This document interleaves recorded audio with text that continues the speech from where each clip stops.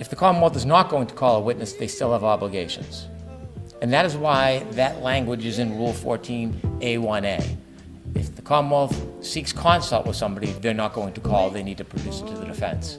For example, I get random emails from unknown people, anonymous, or sometimes there are names on them, talking about theories of the case.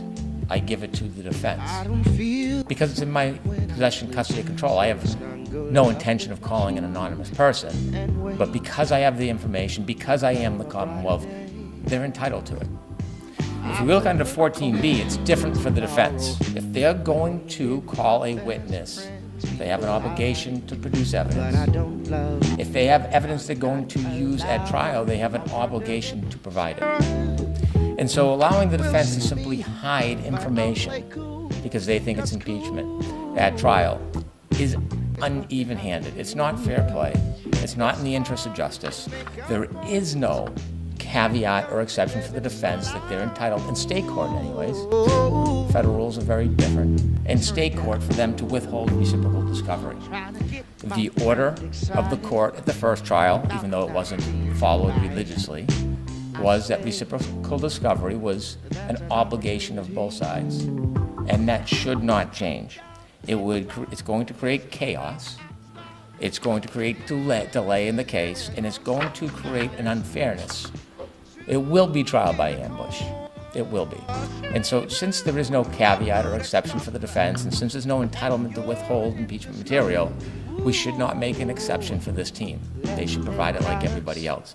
So I'm asking you to maintain the reciprocal discovery order that is already in place, and then hopefully at this trial, it'll be abided by.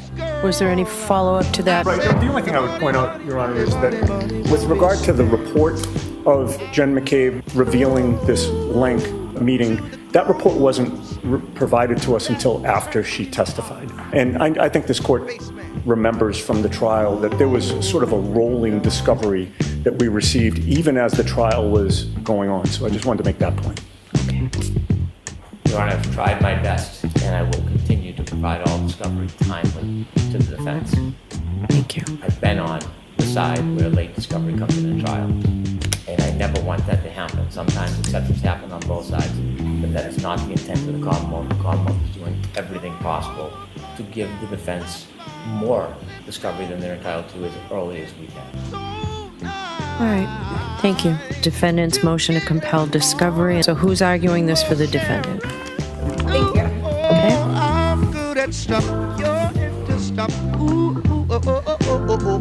Your Honor, we filed a motion to compel certain discovery that is still outstanding.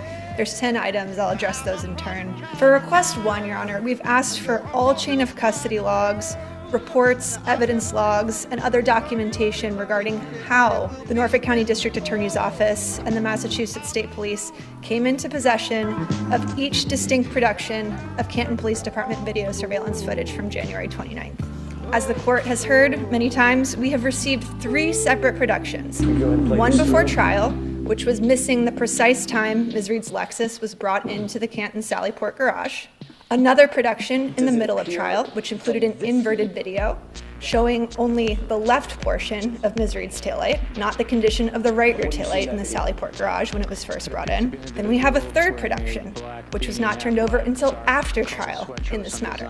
In that production, we have video surveillance footage from outside the Canton Police Department, where it shows Brian Higgins on his cell phone talking to someone at 1:30 a.m. outside of the Canton Police Department. The only documentation associated with any of those 3 productions is a singular report from July of 2024 that details an IT person, Colleen Crawford's, review of video surveillance footage and summarizing information about what she looked at.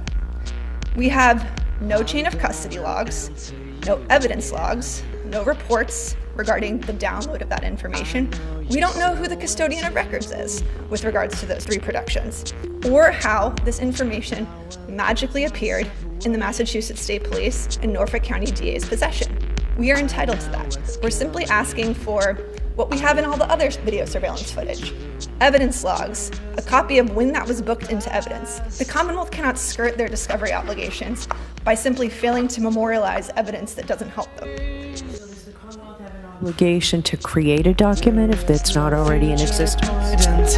That information is in their possession. It's Brady, right? We have Canton police officers who handled this footage. We have Massachusetts State police officers who handled this footage. They know that they downloaded the information. You cannot skirt your Brady obligations by failing to memorialize things in reports. We are asking for basic reports from the witnesses who recovered this evidence. They can't avoid cross-examination on evidence that they're admitting at trial by failing to disclose who obtained it and when. And I can understand why they might not want to do that. There's an ongoing federal investigation. No one seems to want to take ownership of these videos. But that does not absolve them of their Rule 14 obligations. We still don't know who the custodian of records is. The Commonwealth cannot skirt its mandatory discovery obligations by refusing to memorialize this material and relevant evidence in a report simply because they don't want the individuals involved to be questioned about it. The Commonwealth is intentionally subverting its obligations under Rule 14. We're asking that this request be allowed. The second category of information, Your Honor, is information that relates to the Norfolk County District Attorney's Office investigation clearing Officer Matthew Farwell of the murder of Sandra Birchmore. There's certain names that this court will recognize. First responding officer, Sergeant Link. Detective, Kevin Albert. Trooper, Mike Dunn. Trooper, Zach Clark. Colleen Crawford. Lieutenant John Fanning. Trooper, Guarino. Lieutenant Brian Tully. Trooper, Kathleen Prince. And Norfolk County District Attorney, Michael Morrissey. All of these individuals are material and relevant witnesses in this case. They are also material and relevant witnesses in the investigation that cleared sworn peace officer Matthew Farwell in the murder of Sandra Birchmore. The parallels in these two cases could not be clearer. It's the same material witnesses, same investigators, same prosecutors, same failure to investigate a law enforcement officer who should have been a suspect. Specifically in terms of our requests, we've requested an unredacted copy of MSP report number 26. There are certain reports in this case, Your Honor, that deal with material witnesses that are so heavily redacted that we can't make sense of what is even in them. It deals with an interview conducted by two material witnesses in our case, Lieutenant Fanning and Trooper Kathleen Prince, and we're simply asking for an unredacted copy of that report. As to request 3, we're asking for an unredacted copy of public record responses regarding email correspondence and communications associated with the Sandra Birchmore investigation. The communications we've received in our case have been revelatory, material, and exculpatory. Given the consistency and parallel type of investigation, the communications between and among law enforcement officers and the Norfolk County DA's office with witnesses who are material to our case are relevant and should be turned over in discovery. Finally, we've also asked for an unredacted copy of all reports, communications, and handwritten notes and other documents from the Sandra Birchmore investigation concerning material law enforcement witnesses in our case. Your Honor, the reports by investigating officers that led to the improper clearing of Peace Officer Matthew Farwell in the Birchmore case go directly to the credibility of those law enforcement officers and their reports. The reports that they drafted in reaching certain conclusions clearing Officer Farwell directly go to their credibility in our case, which again deals with the clearing of a fellow officer. For example, Massachusetts State Police Trooper Guarino, the same person who obtained and analyzed the electronic devices in our case and reached certain opinions and conclusions, also analyzed electronic data in the Birchmore investigation. As it turns out, Trooper Guarino made certain ultimate conclusions in at least one of his reports, stating that really there's nothing to see here. I found some text messages. They corroborate that Matthew Farwell had a consensual relationship with Sandra Birchmore. No evidence of improper conduct, nothing to see here. Yet, when the federal investigators looked at the electronic data, they recovered tens of thousands of text messages between Birchmore and Farwell that implicated Farwell in her murder. The text messages, which are publicly available and referenced in federal search warrants, affidavits, are incredibly disturbing. They establish that he had sex with her as a minor when she was a cadet in the Stoughton Explorers program. They detail violent fantasies, clearly implicates Matthew Farwell. It's not even a close call. Is it relevant and material to us that the same expert would analyze a fellow officer's electronic devices and make those types of conclusions? Of course it is. This information goes directly to Guarino's credibility, bias, competency, and ability to conduct an investigation in this case, where there were law enforcement officers who should have been suspects. As to request number 5, Your Honor, we're asking for documents related to the internal affairs investigation into Trooper Michael Proctor. As the court knows, we have an ongoing Rule 17 motion as well with regard to these documents. The Massachusetts State Police is an agent of the Commonwealth. The internal affairs investigation happened quite recently.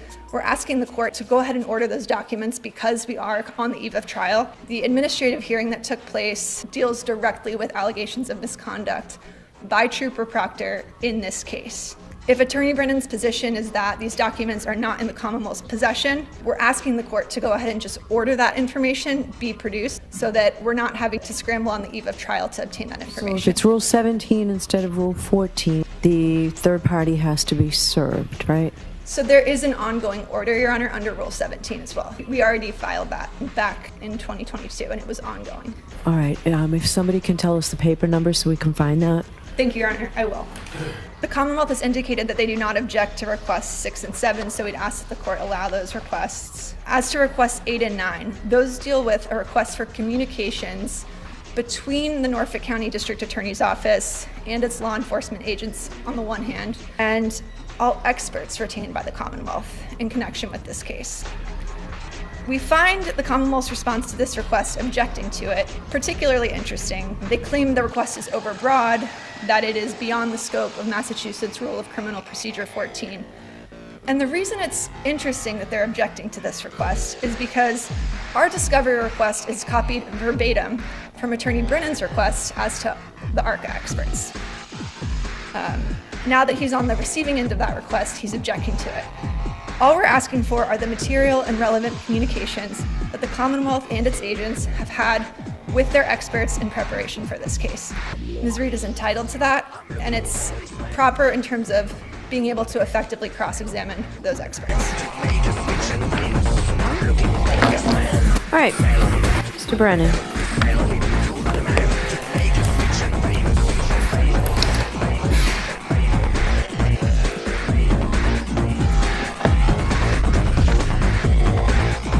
It's important to represent facts accurately. And the court has ordered in the past, when representations have been made, that they be accurate.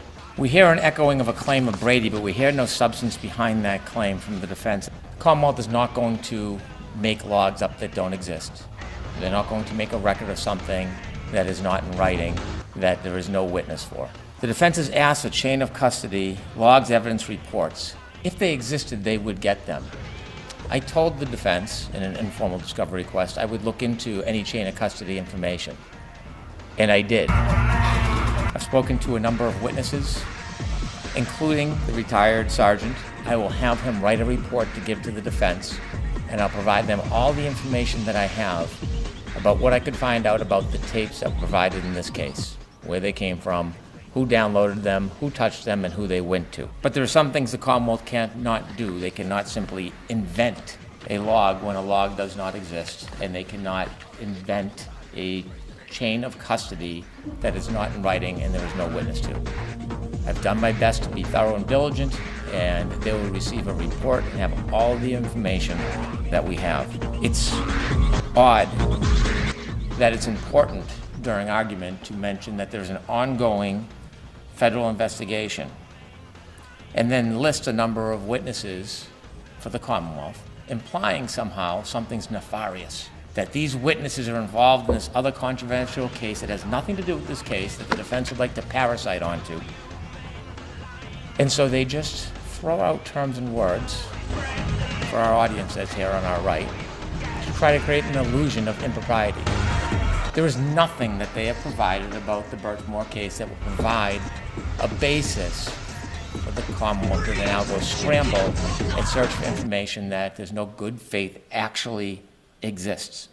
It's easy to throw out a name and attach it to the Birchmore case, troopers, the DA, malign their name the way they know how to do.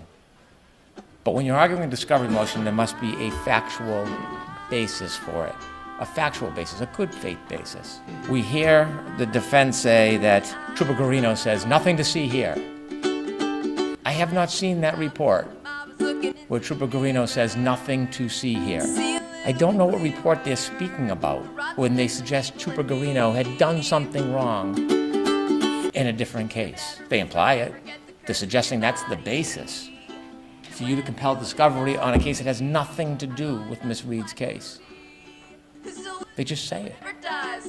And so you should reject outright an argument that tries to imply impropriety when there is none, with no factual basis or good faith basis, because they want to entertain our audience. And so the reality is the Birchmore case is being investigated by federal authorities. There's been a number of disclosures by the Commonwealth for information that has been public record. And there is no good faith basis that there is something in that case that is relevant in any way to this case. Ms. Birchmore was a victim. Number 4, unredacted copy of all reports, communication, handwritten law enforcement notes, again in the Birchmore case. Why? Why that case? Troopers work on many cases. That case certainly has a public appeal to it because of the harshness of it, the sadness of it. But what does it have to do with this case? Nothing. But invoking it is helpful for the defense. So they do. You should reject it outright, Your Honor. Number 5, all communications, documents, reports, memorandum regarding Trooper Proctor administrative proceedings. Any information in the Commonwealth's possession and control, we would and we do turn over. In addition to what's in our possession and control, we know that there's likely statements that would be helpful for the defense, so we have an affirmative obligation under Graham. I had a conversation with defense counsel, and they asked if I would join them in a phone call and speak to counsel for the state police to try to encourage the production of materials in this case, whether they're exculpatory or not, even material irrelevant. And I agreed I would do that upon request. Now that call has not been set up by the defense, but when it is, if it is, I will be there and I'll advocate for them for this information. In addition, there's a Rule 17 that has been ordered by this court that imposes an ongoing duty separately upon the state police. Now, state police have certain protection where it's an internal affair investigation by law. I cannot usurp that law. I can only earnestly try to my best of my ability. I sent an email on January 28, 2025 to a number of attorneys at the state police. And I informed counsel in view of the Commonwealth's responsibilities under Brady v. Maryland, the Norfolk District Attorney's Office is inquiring whether the Mass State Police Legal Department and law enforcement officers assigned to the State Police General Headquarters in possession of any relevant materials, statements of Mr. Michael Proctor, witness statements, and any findings relative to the Department investigation and hearings relative to this matter. The Commonwealth is under a continuing duty to inquire and obtain all relevant evidence pertaining to witnesses in the matter of Commonwealth v. Karen Reed. All potentially exculpatory and relevant evidence must be disclosed to the defense. Exculpatory evidence is any evidence that would tend to exculpate the defendant or tend to diminish credibility. The exculpatory evidence also includes any allegations of misconduct that bear upon the truthfulness and the integrity of the investigation or could be read as suggesting bias or would question one's credibility to be impartial. In addition to any obligations under Mass Rule 14, Commonwealth alerts Internal Affairs Division of Massachusetts State Police to an ongoing Mass Rule Criminal Procedure 17 order for the production of records regarding the investigation of Trooper Michael Proctor. To the extent that any records beyond that was initially produced in March 19, 2024, please provide forthwith to the Commonwealth and the defense. So we are and have made best efforts to provide all of that material. The defense is entitled to it. We cannot force them or compel them, but there is the Rule 17 motion and we'll continue to abide by our obligation and duty. Number 6 and 7, we do not object. Number 8, there is a difference between ARCCA and expert discovery. We have provided, there is a difference between ARCCA as an expert witness and typical expert witnesses. I can assure the court that we provided our entire case file for our accident reconstruction expert. We provided all of our materials for all of our experts. The discussion between the experts and me cannot be replicated. If there was anything inconsistent or exculpatory or helpful for the defense, I would reduce it to writing and I would provide it to them. They have all the materials our experts relied upon. They have all of the reports. They have all the raw data, they have the research material. I do not believe that tracking phone calls for a regular expert is possible, number one, and has any relevance whatsoever. It is different for ARCCA, we have been very broad in our expert disclosures. Written communications number 9, email text message between Norfolk County DA's office, law enforcement, and any expert. Again, there's scheduling issues. I've been through emails and text messages, and I have given a healthy production of materials that are relevant, would even suggest any type of bias. And in addition, I've asked for a production of any statements whatsoever with any witnesses in this case so that I can review them. And I've received production from 2 troopers in this case that I have to review. I received them at the end of last week, and I'll continually look through all correspondence available to me for Rule 14 materials and provide it. All right. Any follow-up, Ms. Little? No, thank you, Your Honor. All right. So I'll take that under advisement. Do you have that Rule 17 paper number? Your Honor, we don't have the paper number yet for the motion. Yeah, we'll have to find, we're I can over fix that. 500 at this point. Yes. All right. So next, we'll move on to the so-called ARCCA motion, Commonwealth's motion to exclude employees of ARCCA, paper 497, and the opposition. So, Mr. Brennan? The stress has got me. I'm giving in. Giving it now.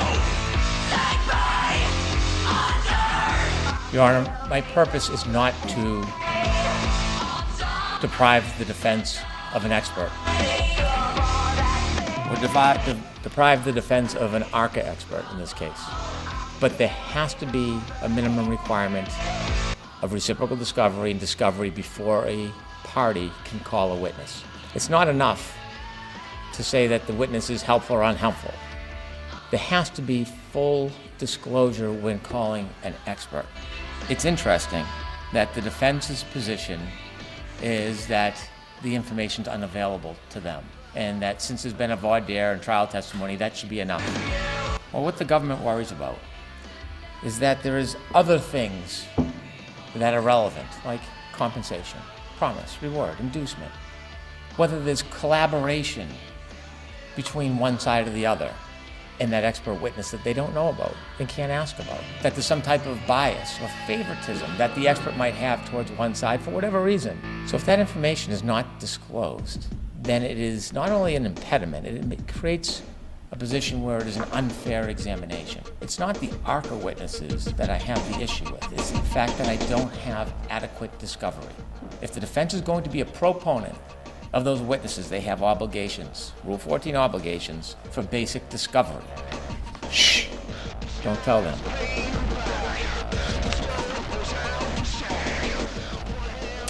I wasn't at the last trial, but I've read the transcripts. On June 10, 2024, you asked the defense about ARCCA. It was specifically outlined and ruled that they could not prep with us for trial. Could not prep with us for trial. And so Your Honor said, so I am to believe that the defense is calling 3 witnesses that you've never spoken to and putting them on the stand here.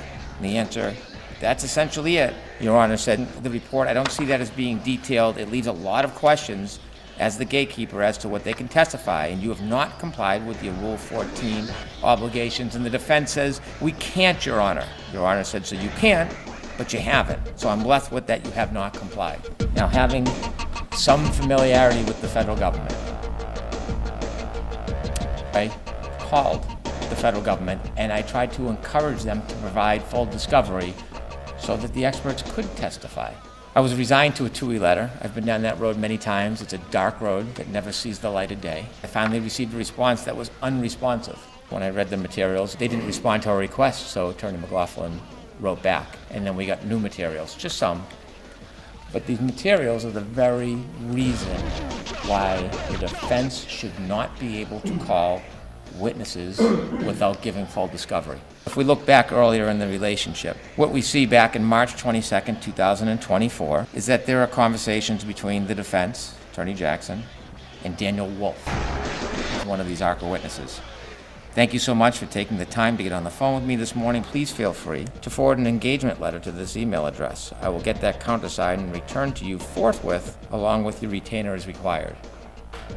Commonwealth, as I understand it, was not aware of any promised rewards or inducements or payment. They relied on a reciprocal discovery order of this court for that information. Response, hi Alan, Subsequent to our conversation on Wednesday, the U.S. Attorney's Office asked we pause any further conversation until we received additional information from their office regarding how our involvement will move forward. It's not the opinion that troubles me, it's the relationship, and the Commonwealth should have an even playing field. Saturday, June 22nd, Daniel Vulf writes, Alan, I spent some time this morning putting together a brief outline of my qualifications. I obviously won't say what the response is verbatim, but I gave you a general sense of what my response would be. Again, I thought your questioning during the voir dire was fantastic, so please feel free to make whatever changes you feel necessary. Now, this isn't information provided by the defense in reciprocal discovery. This is information provided by the federal government after numerous requests, 2 requests. We then are provided an outline of questions and answers for a direct examination. The Commonwealth did not have the luxury to privilege, did not even know that there was an outline that was being disseminated by this totally independent witness who took no side other than that of the truth. What follows from this outline, the outline with remarks from this independent expert who knows nobody. So we see in the margins in the notes, this fair-minded, objective witness says, not being able to inspect the vehicle is something that is not uncommon in your line of work, and he writes, absolutely not, and then he comments, not sure if you want to put this somewhere in the direct examination. I have a feeling they, the Commonwealth, are going to argue I didn't personally inspect the vehicle. I had enough information from the material I reviewed, so it wasn't necessary. Need to show the jury it doesn't matter in this case. Now, I'm not saying that undermines the conclusions of ARCCA. I'm not saying they're not qualified witnesses. But it certainly shows some bias. I've turned over a lot less in this case than this. Another comment. It would be fair to say because you had a lot of nighttime visibility work, your cases frequently involve pedestrians. Yes, unfortunately, there is a direct correlation between the time of day and pedestrian fatalities. Statistically speaking, most pedestrian fatalities occur during the evening and night hours. That would have been nice to have. So my specialty in the area of lighting and human factors results in a lot of my cases involving pedestrians. Pretty important stuff in this case. And then he comments, if you don't want me to say this, that's fine. That's fine. Shh. Don't tell them. I realized my testimony, I said it 20 times when we asked how many I've been qualified. I misinterpreted the question, my fault. 11 trials, 7 depositions. Not sure if you want me to clear that up. I don't know if it was ever cleared up. And then a bill from ARCCA to the defense for $23,925. That's not trample. That's not trial by ambush. Bueller. He's sick. That's getting duped. I've been around the federal court a little bit. I know how it works. Sometimes parties pick sides. It creates an imbalance and unfairness, and then it allows the ability to one side to use ghosts. They create illusions and shields and say something's there and something's happening, a federal investigation and this person, and then this happens. I don't care if the ARCCA witnesses testify at trial. I don't care about their opinions. But I care that it's unfair, imbalanced, and hidden. And the Commonwealth, like the defense, is entitled to discovery. So if they can produce the discovery, then welcome ARCCA. I'm going to take a recess. All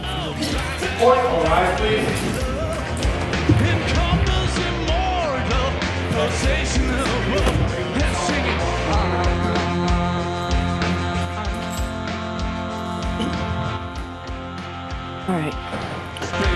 So the Commonwealth just provided the court with information that causes me grave concern. The implications of that information may have profound effects on this defense and defense counsel.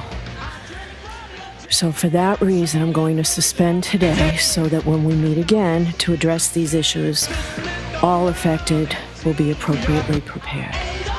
So I'll see you a week from today at 11 o'clock in the morning. You can tell me now if that is impossible for you.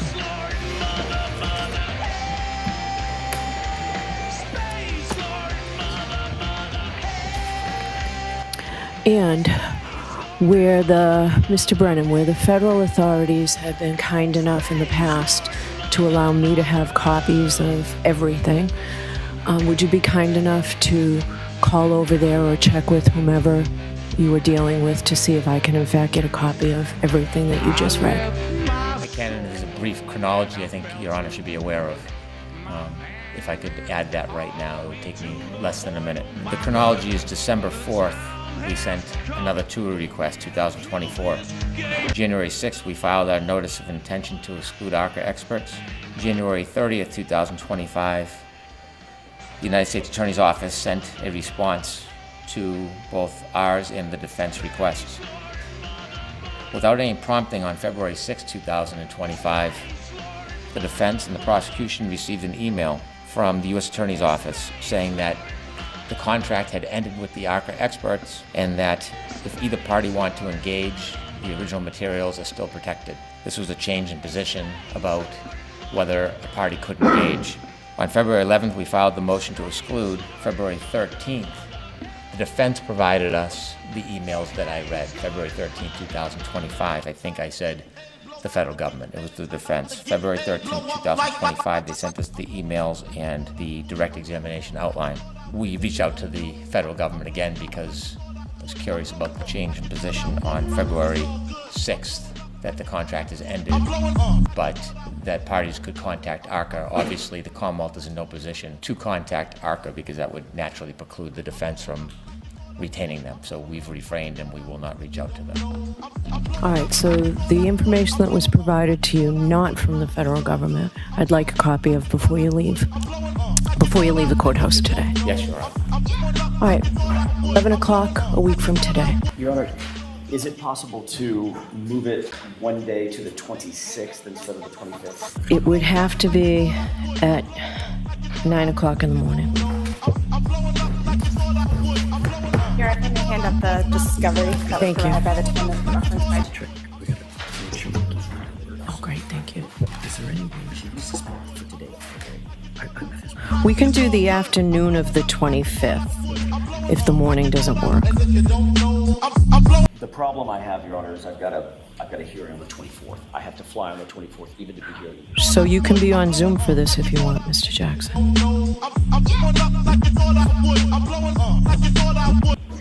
I'd rather be here, but I have to accommodate whatever the court's calendar is. I have to accommodate the court's schedule. If we could do it live, I'd rather do it live, but I will accommodate the court's calendar.